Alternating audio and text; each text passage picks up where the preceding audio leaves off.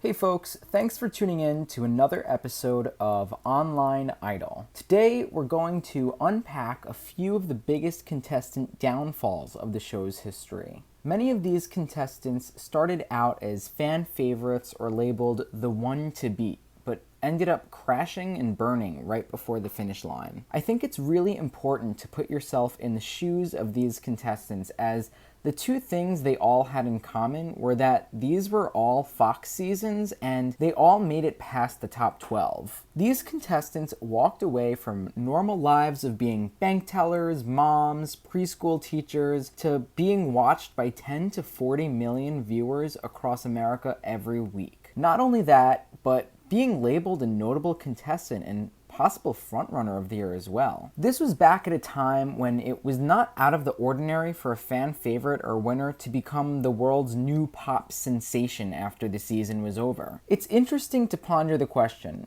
would any of them have become as big as Kelly Clarkson or Chris Daughtry in terms of being a household name and radio sensation had it not been for their downfall? We're about to get into it with number 5, but definitely let me know what you think in the comments below.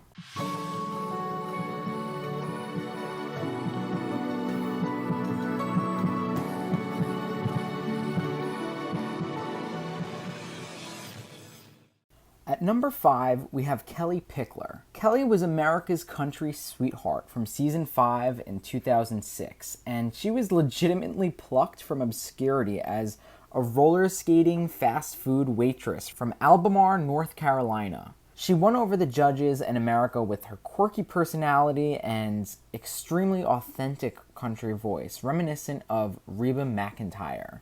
Simon Cowell in particular really believed in Kelly. During the semi-final top 24 rounds, he predicted she would go very far inside and outside of the competition, and even said he preferred her to last year's winner, Carrie Underwood. Wow, imagine that. In that moment, many people felt she was a shoo-in for the finale, even with much bigger female powerhouse voices like Mandisa, Paris Bennett, and Katharine McPhee. Along with calling her a naughty little finks and Ryan injecting her interviews with cute and memorable moments, viewers truly fell in love with her as a personality, and her voice was consistently able to match and many times exceed the competition. When the top 12 hit the big stage, most performances were quite underwhelming due to the nerves of performing for the first time on a massive soundstage with a full band, orchestra, and audience. There were really only about 4 or 5 standouts of the night, and Kelly plummeted in the Idol rankings. The judges all three agreed that it was the wrong song and style, and even said the way she looked was too old-fashioned. That, however, was not enough to change anyone's mind. In case there was ever any doubt on who the frontrunners were, we have some published insight on that from Simon Cowell. The week Kelly and the rest of the competition advanced to the top 11,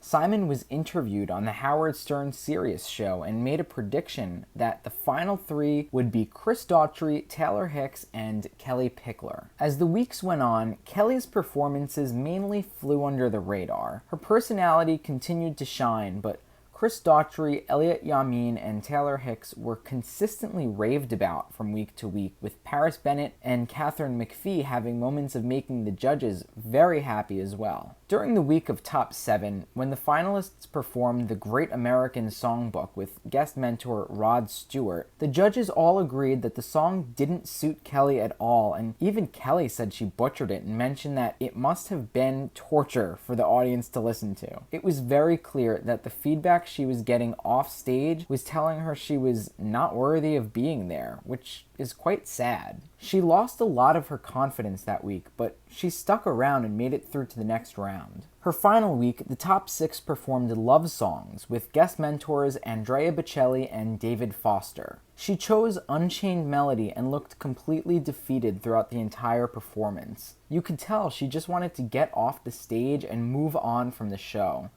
There were many rumors at the time that suggested the producers threatened to kick her off the show and frame it as an elimination if she cut her hair short. These rumors gained some traction as she did her hair differently that week, and it could have very well been that she was wearing a wig or a weave, since the following week she was seen in the audience with short hair. After the performance, even Paula had trouble delivering the news that she did not rise to the occasion with that performance, and Simon labeled it the never-ending performance. Simon went on for so long saying how much he did not like it that the music actually cut him off. The elimination night, Paris and Kelly were both in the bottom two, and the judges felt that it was not a shock and that Kelly deserved to go home. As a side note, I actually feel it was very unfair that Paris was in the bottom two this week, as I think her performance of Memories was one of the best performances from anyone in the entire season. This week, Kelly went home, and Idol played an acoustic version of Bad Day for her elimination video montage.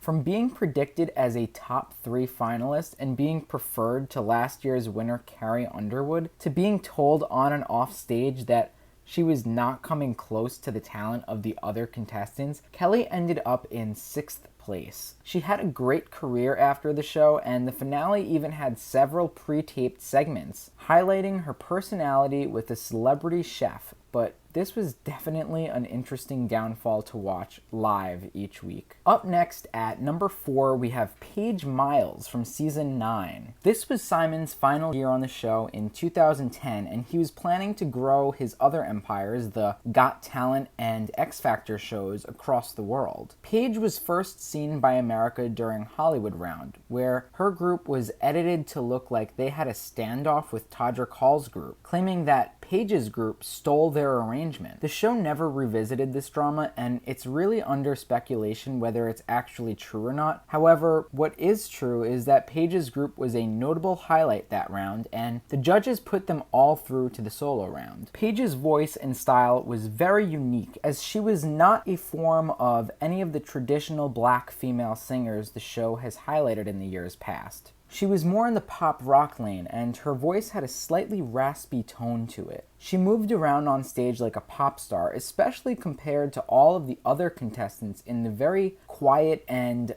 unconfident top 24 that year. She started off the live shows extremely strong, singing All Right Now, which is a classic rock song. The judges all agreed that she clearly knew herself really well and kicked off the season perfectly. Simon went as far as saying that of all the girls this season, she had the best voice. Imagine that. Simon's final season of the show, and in the very first week of the live shows, he crowned her as being the best female vocalist of the season. That was a lot to live up to, and unfortunately, she did not. The following week, she performed Walk Away, and the judges felt it still checked off all the boxes, but that they wanted her to step out of her comfort zone and recreate a song. As one of the writers of that song, Cara told Paige that it was good, but it didn't appear that she knew what she was singing about. All in all, the judges and America felt she was still a strong frontrunner.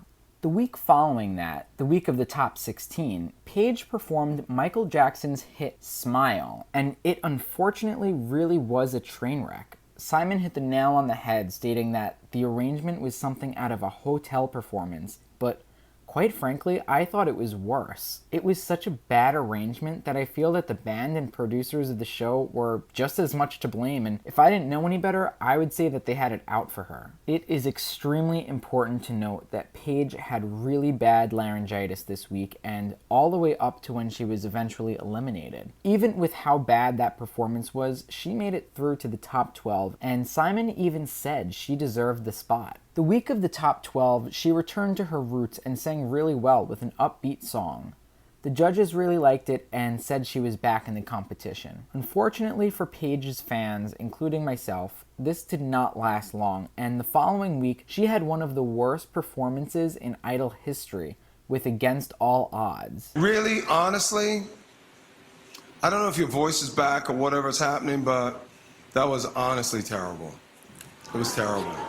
Really, honestly, it was really, and I don't know, I don't even know, I mean, whoa. This was the last week before the Idol Summer Tour, and before the performances started that night, Simon pointed out that this was the absolute worst night to go home. Paige was interviewed by Ellen the following day and mentioned that the laryngitis prevented her from singing the types of songs she wanted to sing, which were upbeat pop rock songs. I genuinely believe that she was top 3 material, and it is a shame she was not able to make it further. It's interesting to imagine what may have happened had she not contracted laryngitis and was able to pick better songs that fit her style. The following year, top 2 finalist Lauren Elena actually had a very similar raspy, upbeat tone to her voice, and I think her success can give you an idea of what we may have been able to see out of Paige had things worked out better for her. Overall, Paige went from the best female of the competition to going home in 11th place as one of the worst performances of the week, 2 weeks running, and even missed out on the summer tour. Up next at number 3 is Jason Castro. Jason was season 7's dreadlock-wearing beach boy who won over America with his semifinal performances week after week, from Daydream to Hallelujah. He was a very clear frontrunner, competing heavily with the 2 Davids. Once he made it to the top 12, he gave consistently above average performances, but never really rose up to the best of the night ranking by the judges. His standout performance was his top 8 cover of Somewhere Over the Rainbow, where the theme was songs that inspire. After that, he consistently landed towards the bottom rankings of both judges' feedback and America's votes. I personally think his style and voice, hair removed, reminded me a lot of season 8's winner Chris Allen, especially when you compare Jason's cover of Memory or Hallelujah to Chris's cover of Falling Slowly. While Jason's downfall started around top 7, he was brutally ripped to shreds, worse than I have ever seen in the show's history, the week of the top 4 when he was eliminated. The contestants had to sing 2 songs this week, both in the theme of the Rock and Roll Hall of Fame. While the song choices of I Shot the Sheriff and Mr. Tambourine Man were objectively non-competitive, he picked the only songs that would have really retained his great style. Unfortunately, the judges were not having it, and some of the highlights of what they said include Simon saying, "Jason, stand back. That was utterly atrocious. The performance and singing was as bad as I've ever heard, and as bad as a first-round audition massacre. I don't know what you were thinking." Jason tried to lighten the mood by saying, "I was thinking about Marley," which is one of my favorite quotes of the season, and I feel like if this happened in today's day and age, it would have gone viral as a meme. When Ryan came out on stage, he mentioned that Simon actually sounded ticked off, and his response was, "Well, at this point of the show, you just can't do that." The tension was so tight that Paula chimed in asking them to please move on. The night got progressively worse for Jason as he forgot the lyrics to his next song, Mr. Tambourine Man, to which Simon swiftly said, "Jason, I'd pack your suitcase." The judges were so brutal that you could even hear Ryan asking Jason if he was all right as they headed to commercial break. Something that Jason ended up denying in press interviews was a rumor that as Ryan was announcing the phone numbers for Jason in one of his performances that week, he mouthed out saying, "Don't vote." And Jason corrected fans and viewers by saying he was actually saying, "Vote, vote." But I don't know. A lot of viewers speculate that even though he said that, it seems like he actually mouthed out, "Don't vote." I mean, a lot of his interviews after that, he had mentioned that he has no idea how he would have done 3 songs in a night, which was the requirement for the week after. Up next at number 2 is Lazaro Arbos from season 12 of American Idol. For those of you that may not have seen, this was the season where Mariah Carey and Nicki Minaj were judges alongside Randy Jackson and Keith Urban. Lazaro was first seen during his audition when he spoke about his struggle living with a speech stutter. The show highlighted his segment in many of the commercials for this season and followed his journey very closely. The judges were amazed by his extremely strong voice and ability to sing without a stutter. Although he was a standout for the guys at the beginning of the top 20, unfortunately for Lazaro, this was certainly a girl's year with all 5 of the girls of the top 10 making it all the way to the final 5. Lazaro was the last man standing in 6th place, but it was a long winding road downhill starting with the week of the top 10 and 9 when the feedback he got from the judges was quite patronizing, making it seem like he was a champion simply for getting through the song, along with some comments stating that he seemed pitchy and nervous. ¿Cómo se dice en español nervous? As the judges began giving Lazaro stern comments, his reactions were pretty snarky, and he once responded saying, "Okay, boo, okay," to Randy, and during a backstage interview right after a performance, he responded to Mariah Carey's criticism, saying that she had her own share of bad performances as well. Top 8, he not only forgot the words to his own solo song, but even almost all of his group song, Sugar Pie Honey Bunch. Nikki famously yelled at the boys for a terrible performance and told them to all get off the stage immediately. I don't know what that was, but I'm gonna act like I ain't even see it or hear it. His last week on the show, he had perhaps one of the worst key change moments in Idol history. The entire band's key changed, but his did not, leaving a nails on the chalkboard moment for the listeners. Even Randy verbally said "wow" and threw his hands in the air in disgust live during the performance. Before we get to number 1, I just want to say that I'm really enjoying making these videos and I'm really excited to roll out some more soon.